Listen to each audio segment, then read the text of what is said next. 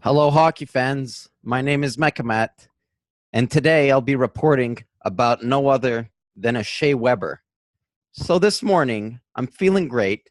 I wake up from my full 8 hours or 9 hours of sleep, and I wake up, I look at my phone, I get a notification Shea Weber will be missing 5 to 6 months for going knee surgery. And if I were to elaborate on that, they announced on Thursday, the Canadians, that veteran defenseman will be out an extended period of time after undergoing knee surgery.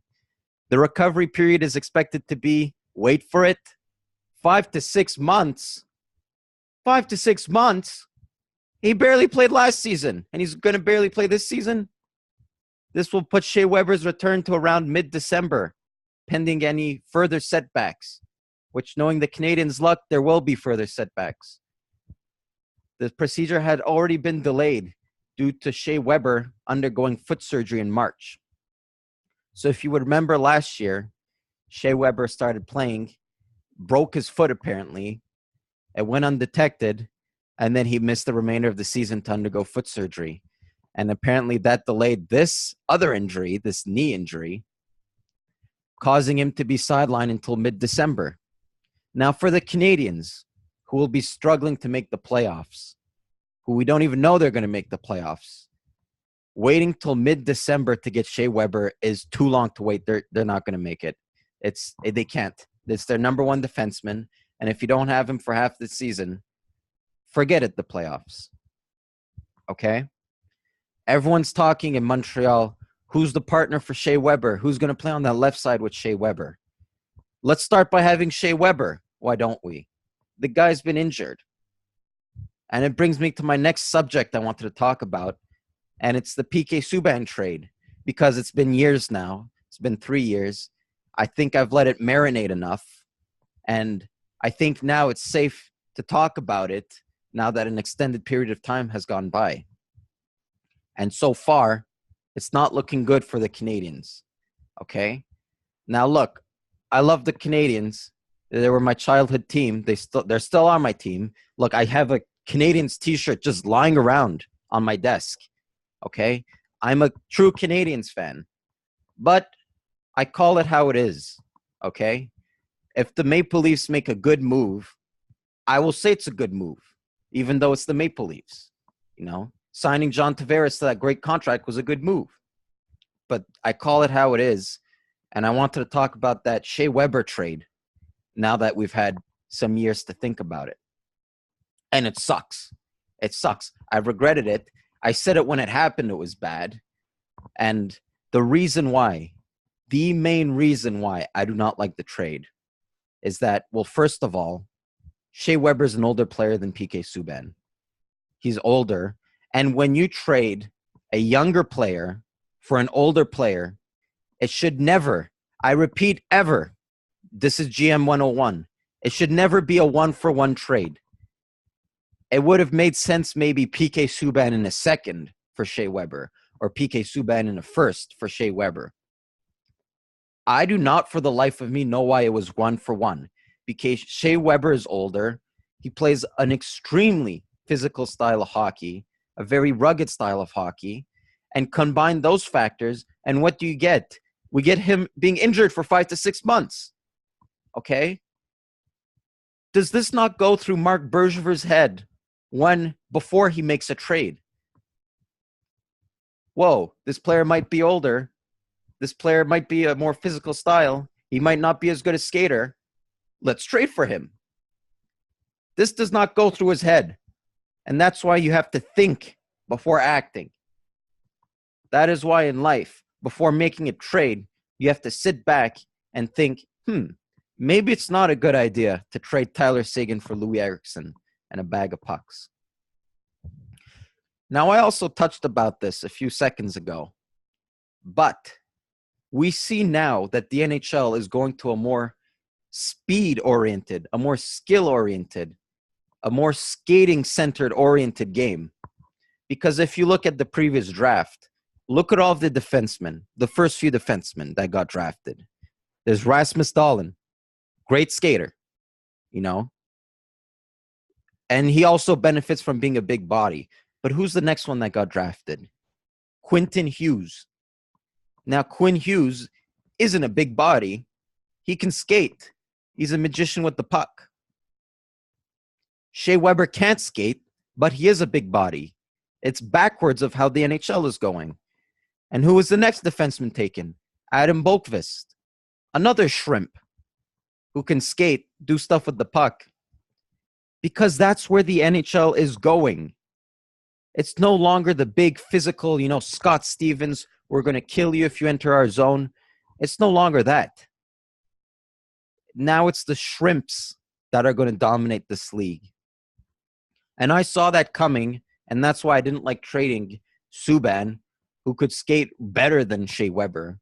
Trading him for Shea Weber, who's already shown signs of decline at the period of the trade, and now it's just getting worse and worse and worse and worse.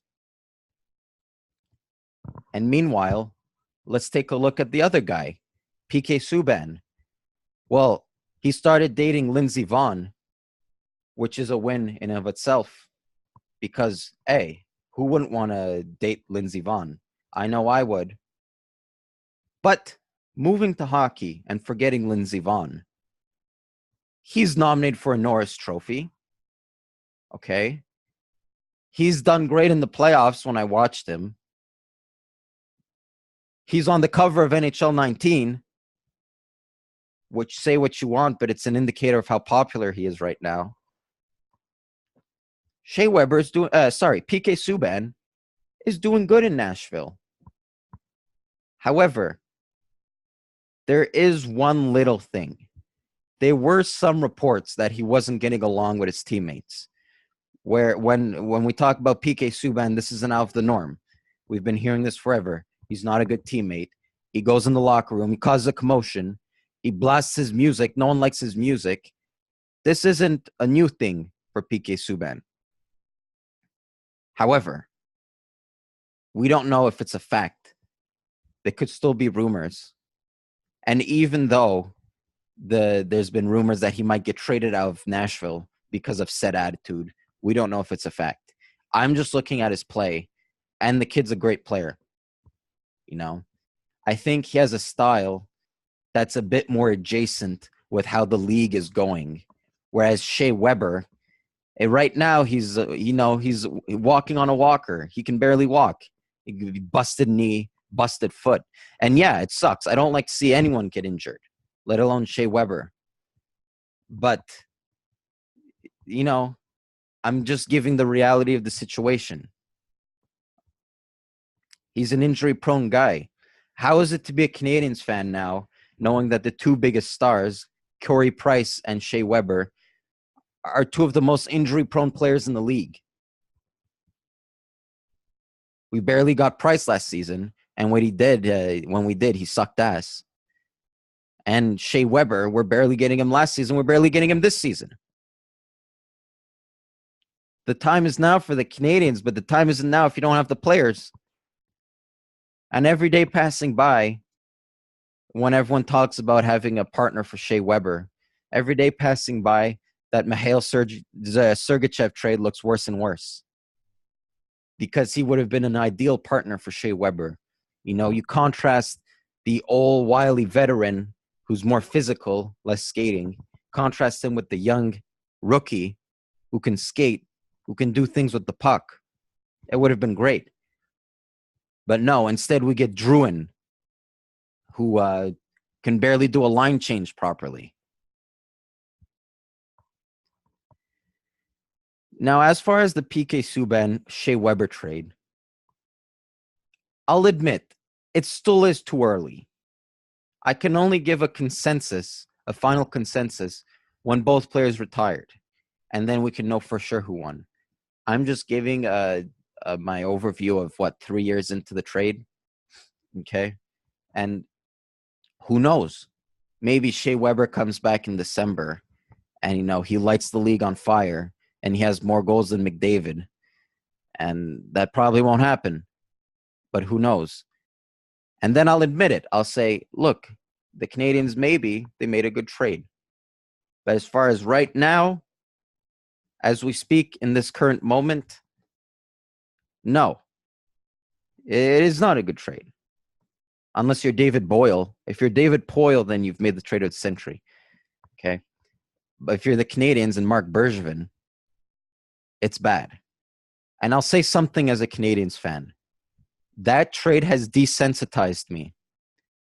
What I mean by that is that I was so crushed after that trade, and I thought it was so crappy that every bad trade that came after, I didn't feel affected because the bar was already set low and I've already been crushed. So when Galchenyuk gets traded for Max Domi, I'm just like, I'm used to it.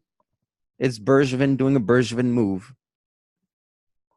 And I might make a video about Bergevin, about his whole history, about the good things he's done, the bad things. I can pinpoint the precise moment when I knew Bergevin was a clown.